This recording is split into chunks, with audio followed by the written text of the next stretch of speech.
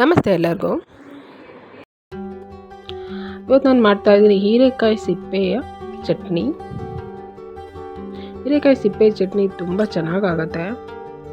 ಚಪಾತಿಗೆ, ಇಡ್ಲಿ, ದೋಸೆಗೆ ಚೆನ್ನಾಗಿರುತ್ತೆ. ನೋಡಿ, ಹೀರೆಕಾಯಿ ಸಿಪ್ಪೆ ಚಟ್ನಿ ಮಾಡೋದಕ್ಕೆ ಹೀರೆಕಾಯಿ ನಾನು ತುಂಬ ಎಳೆಯದು ಫ್ರೆಶ್ ಆಗಿರೋವಂಥ ಹೀರೆಕಾಯಿ ನಾನು ತೊಗೊಂಡಿದ್ದೀನಿ.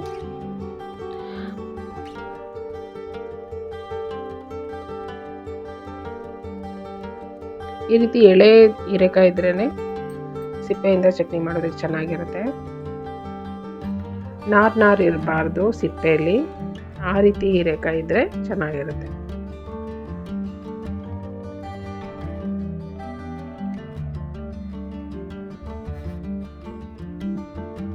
ಹೀರೆಕಾಯಿನ ಚೆನ್ನಾಗಿ ತೊಳೆದ್ಬಿಟ್ಟು ನಾನು ಸಿಪ್ಪೆ ತೆಗಿತಾ ಇದ್ದೀನಿ.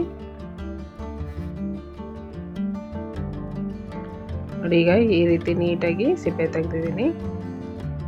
ಇಷ್ಟು ಸಿಪ್ಪೆ ಬಂದಿದೆ. ಈಗ ಇದನ್ನು ನಾನು ಮತ್ತೊಂದು ಸರಿ ತೊಳೆದ್ಬಿಟ್ಟು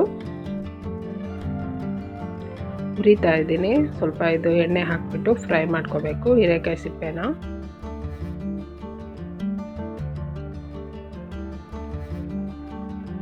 ಒಂದು ಸ್ಪೂನು 2 ಸ್ಪೂನ್ ಎಣ್ಣೆ ಹಾಕಿದ್ರೆ ಸಾಕು.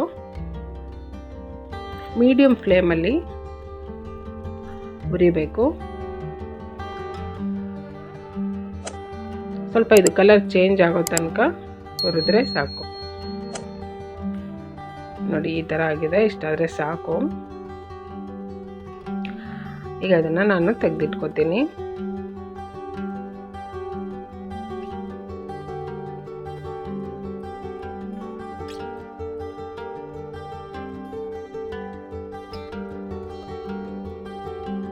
ಈಗ ಖಾರಕ್ಕೆ ಎಷ್ಟು ಬೇಕೋ ಅಷ್ಟು ಒಣಮೆಣಸಿನ್ಕಾಯಿ ಅಥವಾ ಹಸಿಮೆಣಸಿನ್ಕಾಯಿ ಕೂಡ ಹಾಕ್ಬೋದು.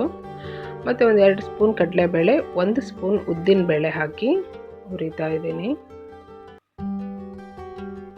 ಇದ್ರ ಜೊತೆಗೆ 1-2 ಎಸಳು ಬೆಳ್ಳುಳ್ಳಿ ಮತ್ತು ಸ್ವಲ್ಪ ಈರುಳ್ಳಿ ದಪ್ಪ ಹೆಚ್ಚಿರೋದಂಥದ್ದು ಹಾಕಿ ಇದಕ್ಕೆ ಸ್ವಲ್ಪ ಮತ್ತೆ ಎಣ್ಣೆ ಹಾಕ್ತಾ ಇದ್ದೀನಿ.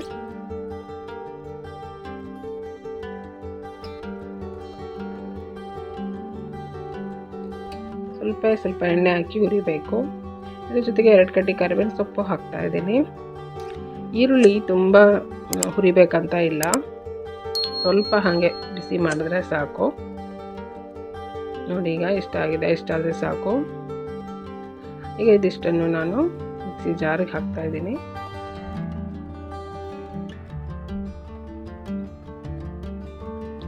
ಇದ್ರ ಜೊತೆಗೆ ಹುರಿದಿರೋಂಥ ಹೀರೆಕಾಯಿ ಸಿಪ್ಪೆ ಹಾಕ್ತಾ ಇದ್ದೀನಿ.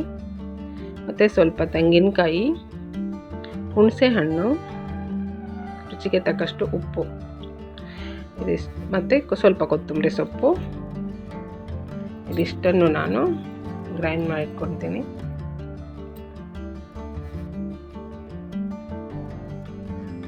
ನೋಡಿ, ಗ್ರೈಂಡ್ ಮಾಡಿ ಆದಮೇಲೆ ಈ ರೀತಿಯಾಗಿದೆ ಚಟ್ನಿ. ಇದನ್ನು ನಾನು ಒಂದು ಬೌಲಿಗೆ ತೆಗಿತಾ ಇದ್ದೀನಿ.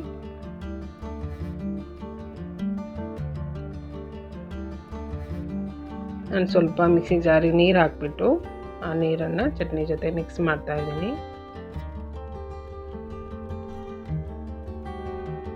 ತುಂಬ ಚೆನ್ನಾಗಾಗುತ್ತೆ. ಈ ರೀತಿ ಒಂದು ಮಾಡಿ ನೋಡಿ.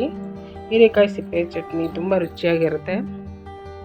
ಈಗ ಚಟ್ನಿಗೆ ಒಗ್ಗರಣೆ ಹಾಕ್ತಾ ಇದ್ದೀನಿ. ಒಗ್ಗರಣೆಗೆ ಎಣ್ಣೆ ಹಾಕಿ, ಎಣ್ಣೆ ಬಿಸಿ ಆದಮೇಲೆ ಸಾಸಿವೆ ಹಾಕಿ, ಸಾಸಿವೆ ಸಿಡಿತಾ ಇರುವಾಗ ಸ್ವಲ್ಪ ಉದ್ದಿನಬೇಳೆ ಹಾಕಿದ್ದೀನಿ. ಆಮೇಲೆ ಕರಿಬೇವಿನ ಸೊಪ್ಪು ಹಾಕಿದ್ದೀನಿ.